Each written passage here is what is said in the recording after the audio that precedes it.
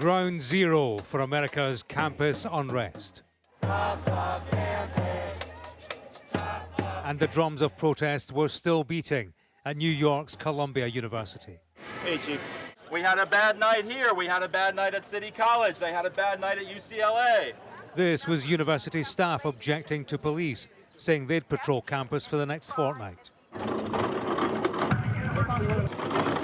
Some students were leaving early for the summer. The university they left behind looked deserted, a tented camp no more, after a hard lesson in public unrest and its policing. I don't feel safer with a bunch of police on campus like this. Like, I feel intimidated. So I'm moving out because I feel like they want me to be trapped in my dorm room. I don't know, I feel like they're being hypocrites when they tell us that we cannot express our right to free speech. We cannot voice that we think what they're doing is wrong. And I just think you cannot flip-flop like that. You cannot tell us one thing, but then only when it suits you.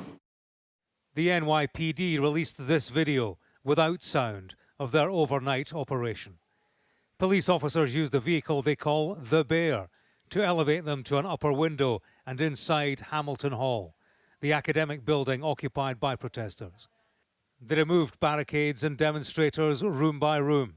Up to 300 people were arrested, and the campus was cleared of demonstrations that triggered similar scenes nationwide. Free speech is the cornerstone of our society, but as our major concern, we knew and we saw that there were those who were never concerned about free speech. They were concerned about chaos.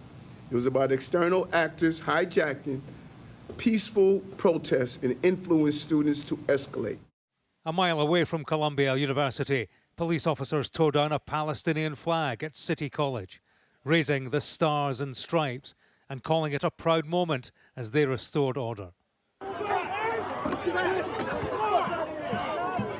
But if campus conflict was stopped here, it was only just starting elsewhere. This was the University of Wisconsin, where police removed a Gaza solidarity camp and made at least a dozen arrests. At Fordham University back in New York, students erected tents inside the building and were warned to leave or face arrest. Is something we got to discuss with them. I have paid money and now I'm not allowed to use the facilities. Back at Columbia, it was entry by ID only, following the sharp exits of the night before.